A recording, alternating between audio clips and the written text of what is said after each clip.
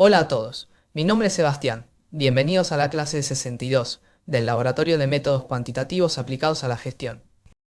En la clase de hoy vamos a ver análisis exploratorio y limpieza de datos y ambientes. Antes de arrancar con el código, vale la pena revisar qué vamos a cubrir hoy, porque la clase tiene bastante contenido y conviene tener el mapa completo desde el principio. El objetivo central es aprender a explorar un dataset de forma sistemática. Antes de hacer cualquier análisis o modelo,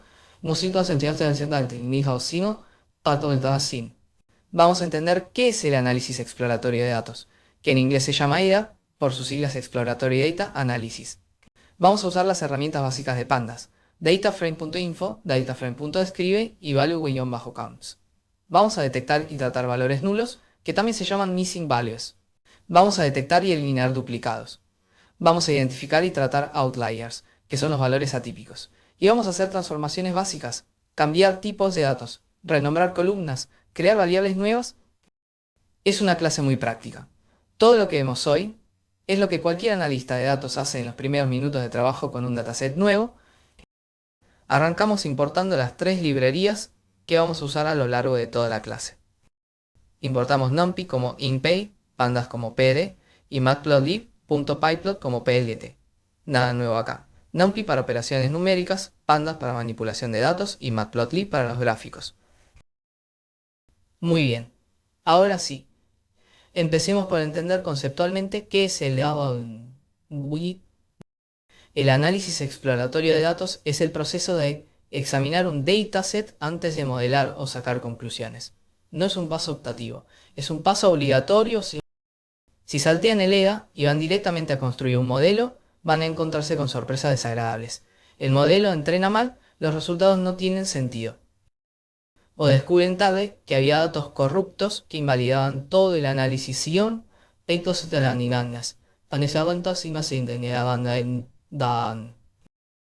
EDA tiene cuatro objetivos principales.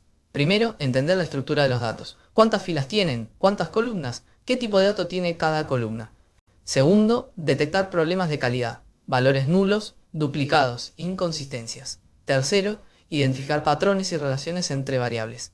Y cuarto, encontrar valores atípicos que puedan afectar el análisis.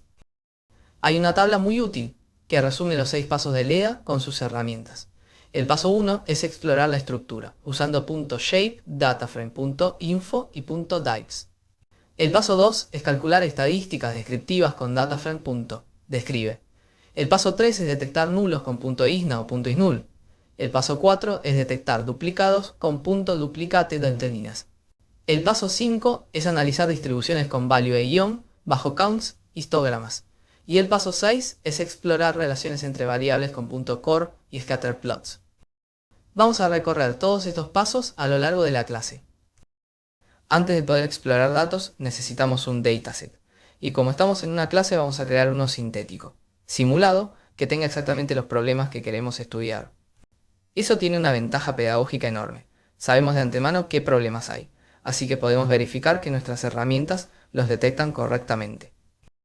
El dataset simula ventas de una cadena de supermercados. Tiene variables como fecha, sucursal, categoría de producto, ventas en pesos, unidades vendidas y margen porcentual. Creamos el dataset base. Fijamos la semilla aleatoria con emp.random.set de 42. Eso garantiza que si ustedes ejecutan este código, van a obtener exactamente los mismos resultados que yo. Muy importante, cuando estamos trabajando con datos simulados en un contexto pedagógico. Queremos 500 filas. La fecha va desde el 1 de enero de 2024, generando una fecha por día. La sucursal se elige aleatoriamente entre 4 opciones: centro, norte, sur y oeste. La categoría entre 4 opciones también: alimentos, bebidas, limpieza y perfumería. Las ventas siguen una distribución normal, con media 50.000 y desvío 15.000, lo que es razonable para ventas diarias de una sucursal mediana. Las unidades son enteros entre 100 y 800, y el margen porcentual sigue una normal con media 25% y desvío 8%. Al ejecutar, el output dice 500 filas por 6 columnas. Ahora viene la parte interesante. Vamos a introducir intencionalmente los problemas de calidad que queremos aprender a detectar y tratar. 4 tipos de problemas. Primero, valores nulos. Elegimos 25 índices al azar en las columnas ventas y margen-pct y los reemplazamos con np.naan. Así tenemos aproximadamente un 5% de nulos en esas columnas. Segundo, duplicados. Tomamos 15 filas al azar del dataframe y las concatenamos al final simulando que el sistema registró esas ventas 2 veces. Outliers. Insertamos 4 valores claramente anómalos. Una venta de 250.000, que es 5 veces la media. Una venta negativa de menos 5.000, que es un error de carga evidente. Unas unidades de 5.000, 10 veces el máximo normal. Y un margen del 95%, que es técnicamente imposible en el retail de supermercados. Y cuarto, agregamos una columna de código de sucursal usando map para convertir el nombre a un código numérico. El output dice dataset con problemas. 515 filas por 7 columnas, lo que confirma que quedaron las 500 originales más 15 duplicados, más la columna nueva. Arrancamos ahora con el paso 1 del EDA, explorar la estructura del dataset. Lo primero que siempre hacemos al recibir un dataset es mirar las primeras filas. Llamamos dataframe.head, por defecto muestra las primeras 5 filas. Es la primera impresión visual del dataset. Nos permite ver si los nombres de las columnas tienen sentido, si los valores son del rango esperado, si hay algo visualmente raro. En este caso vamos a ver las fechas, las sucursales, las categorías, los valores numéricos y los códigos. Una mirada rápida ya nos puede dar señales. Por ejemplo, si en la columna ventas vemos un valor negativo en las primeras 5 filas, eso ya llama la atención. A continuación, miramos los tipos de datos y el uso de memoria de cada columna. Construimos un dataframe con 2 columnas. La primera muestra el tipo de dato de cada columna, usando dataframe.diapis. La segunda calcula el uso de memoria en kilobytes, usando memory-usage con el argumento deep igual a true. El argumento deep igual a true es importante. Sin él, Pandas subestima el uso de memoria de columnas de strings porque no cuenta el tamaño real de los objetos Python en el heap. Con deep igual a true obtenemos la medición correcta. Esto es útil por 2 razones. Primero, para detectar columnas con tipos incorrectos. Por ejemplo, si la columna fecha aparece como object en lugar de datetime64, eso nos dice que Pandas no la interpretó como fecha. Segundo, para entender si el dataset es manejable en memoria, o si hay que pensar en estrategias de optimización.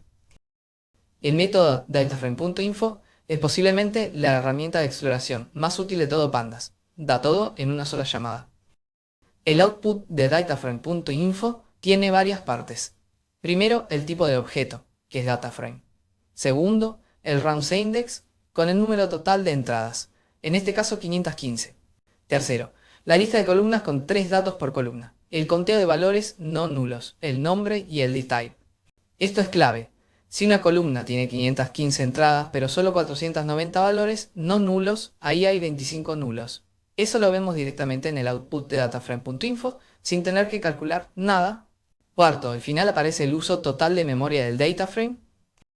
Fíjense que dataframe.info no devuelve un dataframe, imprime directamente. Por eso no podemos guardar su resultado en una variable. Paso 2. Estadísticas descriptivas. Una vez que conocemos la estructura, queremos entender la distribución de los valores. df. Describe y calcula las estadísticas descriptivas de todas las variables numéricas. Para cada columna numérica nos da 8 estadísticos. El conteo de valores no nulos, llamado count. La media, llamada mean. El desvío estándar, llamado std. El mínimo, min, el percentil 25. La mediana o percentil 50. La mediana o percentil 50. El percentil 75 y el máximo. En este output ya deberían saltar los outliers que introdujimos. El mínimo de la columna ventas debería ser menos 5.000, lo que inmediatamente indica un error. El máximo debería ser 250.000, que está muy lejos de la media. En unidades, el máximo de 5.000 también es anómalo comparado con el percentil 75. En margen-pct, el máximo de 95 contrasta fuertemente con la media de 25. Acostúmbrense a leer el describe prestando especial atención al mínimo y al máximo, y comparándolos con la media y la mediana. Si hay mucha distancia, ahí hay algo para investigar. df.describe por defecto solo analiza columnas numéricas. Para las categóricas hay que pasarle el parámetro, include igual a object. Para columnas de texto, describe muestra estadísticos diferentes, el conteo de valores no nulos, la cantidad de categorías únicas llamada unique, el valor más frecuente llamado top, y la frecuencia de ese valor más frecuente, llamada frecuente. Por ejemplo, para la columna sucursal con 4 categorías posibles y distribución uniforme, deberíamos ver un Ike igual a 4. Y el top debería ser la sucursal que quedó con más filas por azar, con una frecuencia de alrededor de 130. Esto es útil para detectar si hay categorías inesperadas, errores de tipeo en las categorías, o si hay una categoría que domina todo el dataset sin que eso sea lo esperado. Value-counts nos da la frecuencia de cada categoría. Acá construimos un data frame, combinando los value-counts de sucursal y de categoría. Esto nos muestra cuántas filas tiene cada categoría. Value-counts por defecto ordena de mayor a menor frecuencia. Si vemos que una categoría tiene una frecuencia extremadamente baja comparada con el resto, eso puede indicar un error de tipeo. Por ejemplo, si además de centro aparece centro en minúscula o cinta, sin ni, la letra final, value-counts, lo va a mostrar como una categoría separada. En este caso, como generamos el dataset de forma controlada, deberíamos ver las 4 sucursales con frecuencias similares y las 4 categorías también. Paso 3. Detectar y tratar valores nulos. Este es uno de los problemas de calidad más frecuentes en datos reales. Calculamos un resumen de cuántos nulos hay en cada columna. Creamos un data frame llamado resumen-nulos con 2 columnas. La primera se llama nulos y usa dataframe.isna.sum. La segunda calcula el porcentaje respecto al total. Luego filtramos para mostrar solo las columnas que tienen al menos un nulo. df.isna devuelve un dataframe del mismo tamaño pero con valores true donde hay nulo y false donde no. Cuando hacemos .sum sobre eso, true vale 1 y false vale 0. Entonces sumamos la cantidad de nulos por columna. El output debería mostrar 2 columnas, ventas y margen guión bajo PST, cada una con 25 nulos, que representa alrededor del 4.9% del total.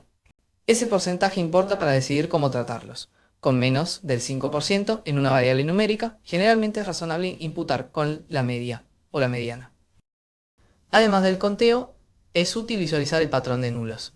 Eso nos dice si los nulos están distribuidos al azar o si hay un patrón sistemático. Sí, agregamos 2 gráficos. El de la izquierda es un bar plot horizontal que muestra la cantidad de nulos por columna. Simple y directo, el de la derecha es más interesante. Usamos SimShow para mostrar la matriz de nulos como imagen, donde los nulos aparecen en rojo y los valores presentes en blanco. Tomamos solo las primeras 50 filas para que sea legible. El patrón visual nos dice algo importante. Si los rojos aparecen aleatoriamente distribuidos, los nulos son aleatorios. En inglés se dice sin completely at random, y podemos imputar sin sesgo. Si los rojos se concentran en ciertas filas o hay patrones, significa que los nulos tienen una causa sistemática, y eso hay que investigarlo antes de decidir qué hacer. Antes de ver el código de tratamiento, veamos las estrategias posibles para tratar nulos. Si las opciones son 5. Eliminar filas con dataframe.dropna, que se usa cuando tenemos pocos nulos y datos abundantes. Rellenar con media mediana, usando dataframe.fillna, apropiado para variables numéricas, con distribución razonablemente simétrica. Rellenar con la moda, que es la categoría más frecuente, apropiado para variables categóricas. Interpolar con dataframe.interpolate, que funciona bien en series temporales donde hay un orden natural entre las observaciones. Y rellenar con 0, cuando el nulo tiene el significado semántico de ausencia. Por ejemplo, si la ausencia de datos de ventas significa que ese día no hubo ventas. La elección de la estrategia no es arbitraria. Depende de qué causa el nulo y qué efecto tiene el relleno en el análisis posterior. Imputar con la media cuando hay outliers puede sesgar el resultado. Eliminar filas cuando los nulos no son aleatorios puede introducir sesgo de selección. Aplicamos la estrategia elegida para nuestro dataset. Para la columna ventas, hacemos algo más sofisticado que simplemente rellenar con la mediana global. Agrupamos por sucursal con groupie de sucursal, y dentro de cada grupo calculamos la mediana de esa sucursal, usando transform con una función lambda que aplica fillna con la mediana del grupo. Esto tiene sentido económicamente. Si falta el dato de ventas de la sucursal norte, es mejor imputarlo con la mediana de la sucursal norte que con la mediana general del dataset, que mezcla todas las sucursales ESION. El método transform es clave acá. Groupie.transform aplica una función a cada grupo y devuelve una serie del mismo tamaño que el dataframe original. Por eso podemos asignarla directamente a la columna venta del dataframe. Para margen-pst, usamos simplemente la mediana global con dataframe.margen-pst.filna de dataframe.margen-pst.median. Es más sencillo y suficiente cuando no hay razón para esperar diferencias sistemáticas entre grupos. El output muestra la comparación antes y después. 25 nulos en cada columna antes y 0 después. Paso 4. Detectar y eliminar duplicados. Detectamos cuántas filas están duplicadas. Definimos n-dup igual a dataframe.duplicated.sum.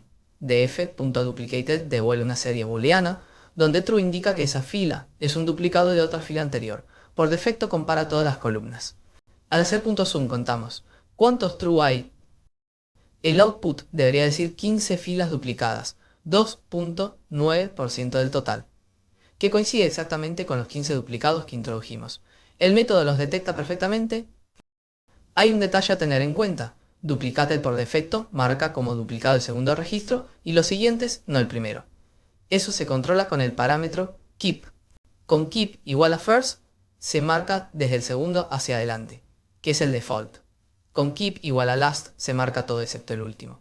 Con keep igual a false se marcan todas las ocurrencias, lo que veremos en la siguiente celda. Para visualizar los duplicados, usamos keep igual a false para marcar todas las ocurrencias. Creamos la variable duplicados-mask igual a dataframe.duplicated con keep igual a false. Eso hace que todas las filas que participan de un duplicado queden marcadas como true, no solo la segunda ocurrencia. Así podemos ver ambas versiones de la fila duplicada juntas. Ordenamos por fecha y sucursal para que los duplicados aparezcan uno al lado del otro y sea fácil verificar que son idénticos. Aumento de gasto en las primeras 6 filas, que corresponden a 3 pares de duplicados. OrNew dice cuando vemos dos filas completamente idénticas. Incluso en la fecha, es claramente un error de carga o un problema en el sistema de origen. En datos reales, a veces los duplicados no son exactamente iguales en todos los campos. Por ejemplo, el timestamp puede diferir y ahí hay que tomar decisiones más cuidadosas sobre cuál conservar. Eliminamos los duplicados, la 100 y la antes. Guardamos la cantidad de filas antes en filas-antes. Aplicamos dataframe.drop-duplicates y guardamos el resultado de nuevo en dataframe y volvemos a medir las filas en filas-después. ef.drop-duplicates elimina las filas duplicadas, manteniendo por defecto la primera ocurrencia de cada grupo. El output dice filas 515 y luego eliminadas 15, que coincide perfectamente 15 filas eliminadas, las mismas 15 que introdujimos. Un punto importante, drop-duplicates no modifica el dataframe original, devuelve uno nuevo. Por eso hay que resetanize dataf. Bit.dataframe igual a dataframe.drop-duplicates. Esto es consistente con la filosofía general de Pandas, donde la mayoría de los métodos devuelven copias en lugar de modificar inplace, aunque existe el parámetro inplace igual a true para los que prefieren ese estilo. Paso 5. Outliers. Es quizás el paso más delicado de LEDA porque requiere juicio sobre qué es normal y qué no. Un outlier o valor atípico es un dato que se aleja significativamente del resto de la distribución. El notebook distingue dos casos importantes. Distinguidos puede ser un error de carga, como una venta negativa o un margen del 95%, en cuyo caso hay que corregirlo o eliminarlo, o puede ser un evento real, como una venta excepcionalmente alta durante un evento especial, en cuyo caso conviene mantenerlo con cuidado, y quizás analizarlo por separado. El método que vamos a usar para detectarlos es el método IQR, que es el rango intercuartílico. La idea es sencilla. Calculamos el primer cuartil, que es el percentil 25, y el tercer cuartil, el percentil 75.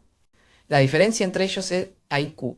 Definimos como outlier cualquier valor que esté por debajo de Q1 menos 1.5 veces el IQR, o por encima de 3 más 1.5 veces el IQ1 más 100. Ese factor de 1.5 es el estándar, aunque puede ajustarse. La ventaja del método IQR es que es robusto.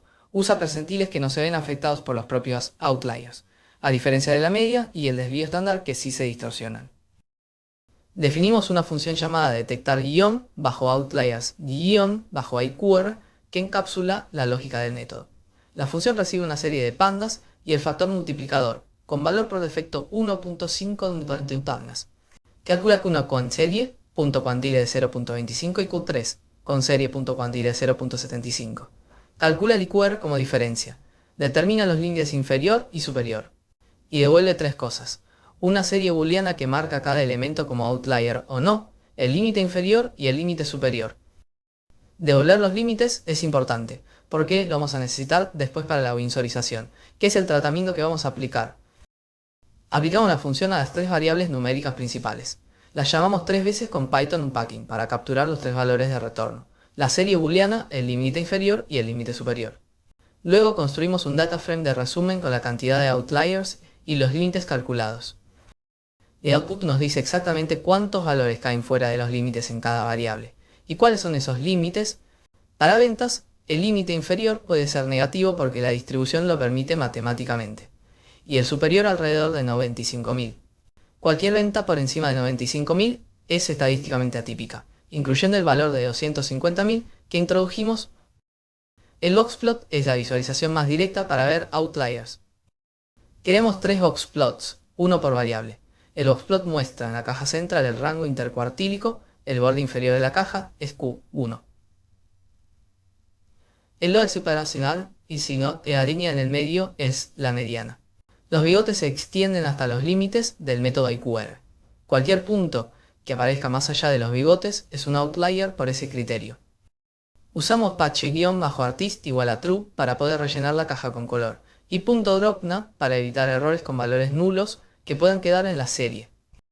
En el gráfico de ventas deberían verse puntos individuales bien por encima del bigote superior, que son la venta de 250.000, y uno por debajo, la venta negativa, en unidades el punto de 5.000. En margen, el 95. Con la información de los outliers, decidimos qué hacer con cada caso. Aplicamos tres estrategias distintas según el tipo de problema. Eliminamos directamente las filas con ventas negativas. Una venta negativa no tiene interpretación económica válida en este contexto. Es un error de carga. Contamos cuántas son y filtramos el dataframe con dataframe igual a dataframe donde la columna ventas es mayor o igual a 0, .copy. Segundo, aplicamos winsorización con dataframe.clip. La winsorización es una técnica que reemplaza los valores extremos por los valores límite. En lugar de eliminar la observación, la trunca al límite. Entonces una venta de 250.000 se reemplaza por el límite superior calculado por IQR. Esto conserva la observación en el dataset, lo que es útil cuando tenemos pocos datos, pero reduce su influencia extrema en los cálculos. Para margen-PST usamos un clip fijo entre 0 y 60%, en lugar de los límites IQR, porque ahí tenemos conocimiento del dominio. Un margen comercial en retail supermercadista no puede ser negativo ni superar el 60%. Eso es más informativo que el criterio estadístico puro. El output resume las acciones tomadas para cada variable en forma de tabla, lo que queda bien documentado. Paso 6. Transformaciones y creación de variables nuevas. Una vez que el dataset está limpio, podemos enriquecerlo. Creamos 4 variables derivadas: Sin, Days y Monto. La columna ticket-promedio es el valor promedio de cada unidad vendida, ventas dividido por unidades. Es una métrica muy usada en retail para entender el comportamiento del consumidor. La columna ganancia es el resultado operativo, ventas multiplicado por el margen porcentual dividido 100. Nos da el margen en pesos, no solo en porcentaje. Las columnas mes y día, _semana, las extraemos de la columna fecha usando el accesor .dt. Este accesor da acceso a todos los atributos temporales de una columna datetime. .dt. .mont devuelve el número del mes y .dt.day. Bajo name devuelve el nombre del día, en inglés como string. Estas variables son muy útiles para análisis de estacionalidad, ver si las ventas son más altas en ciertos meses o ciertos días de la semana. El enero nació la dicto de Cimenti. Dos cosas para mayor claridad, usamos dataframe.rename con un diccionario donde las claves son los nombres actuales y los valores son los nombres nuevos. El nombramos margen-PCT a margen-porcentaje y código-sucursal a code-sucursal. Solo hay que incluir las columnas que queremos renombrar. Como siempre, Rename devuelve un data frame nuevo. No modifica in plain place, entonces hay que reasignar df.columns. .totalist muestra la lista final de todas las columnas. Es una forma de verificar que el renombrado funcionó y de ver el estado final del dataframe. Para cerrar la clase, generamos un reporte visual integrador del dataset ya limpio. Este es el tipo de análisis que presentaremos al final de un proceso de limpieza para mostrar el estado del dataset y sus principales características. El reporte tiene 6 gráficos organizados en una grilla de 2 filas por 3 columnas. El primer gráfico es el histograma de ventas. Muestra la distribución de la variable principal. Agregamos líneas verticales para la media y la mediana. Y la mediana, si la media está a la derecha de la mediana, la distribución está sesgada positivamente, es decir, hay más ventas altas que bajas. Después de la visualización deberíamos ver una distribución más simétrica. El segundo gráfico es el bar plot horizontal de ventas promedio por sucursal.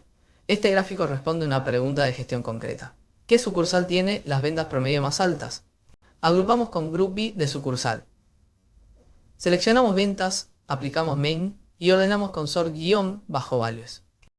El tercer gráfico muestra las ventas totales por categoría, similar al anterior pero a nivel de categoría de producto.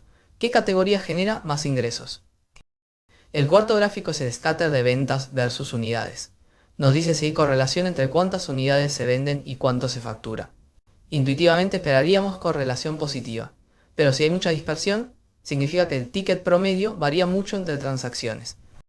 El quinto gráfico es la evolución temporal de las ventas diarias, usando una media móvil de 7 días. Agrupamos por fecha, sumamos las ventas del día y aplicamos punto rolling de 7.mean. La media móvil suaviza el ruido de día a día y nos deja ver tendencias más claras. El sexto gráfico es el mapa de correlaciones entre las variables numéricas. Usamos ax.imshow con el color map art-view-r, que va de rojo oscuro para correlación 1, amarillo para correlación 0 y azul oscuro para correlación -1. Sobreescribimos cada celda con el valor numérico de la correlación, calculado con dataframe.correlatondo con los signos D. Las correlaciones son muy informativas. La columna ticket-promedio y ventas deberían tener correlación alta, porque el ticket es ventas dividido unidades. La columna ganancia y ventas también deberían correlacionar fuerte, porque la ganancia depende linealmente de las ventas. Ver una correlación inesperadamente alta o baja puede revelar algo interesante sobre la estructura de los datos. El reporte cierra con una tabla resumen de las métricas principales del dataset ya limpio. Construimos un dataframe con los valores clave, cantidad de filas, cantidad de columnas, total de valores nulos, sumando dataframe.zoom.zoom.zoom. También incluimos duplicados con dataframe.duplicated.zoom y las métricas de ventas, margen y ticket promedio. La doble suma en dataframe.isna.zoom.zoom primero suma los nulos por columna y luego suma esos totales, dando el total global de nulos en todo el dataframe. Esta tabla de calidad es lo que le presentaríamos a un cliente o a un colega para certificar que el dataset está limpio. El resultado debería mostrar 0 nulos y 0 duplicados, con las métricas de ventas, margen y ticket promedio como referencia del estado final del dataset. La tabla de resumen recorre los temas vistos en la clase y sirve como una guía rápida para organizar las ideas principales. Al final también hay referencias bibliográficas. El libro de Wes McKinney, Python for Data Analysis, capítulo 7. Es la referencia estándar para ELA con pandas. McKinney es el creador original de pandas, así que conoce la librería mejor que nadie. Y la referencia histórica es John Tukey. John Tukey, en su libro en 1977, formalizó el concepto de análisis exploratorio de datos mucho antes de que existieran las herramientas computacionales modernas. En la clase 63 damos un paso más. Visualización profesional para comunicar resultados de forma clara y efectiva. Si el EA es para nosotros, para entender los datos, la visualización profesional es para los demás, para comunicar lo que encontramos. Nos vemos ahí. Hasta acá llegó la clase 62. Si algo no quedó del todo claro, pueden contactarme a través de los canales oficiales de la materia. Gracias por estar del otro lado. Y nos vemos en la siguiente clase.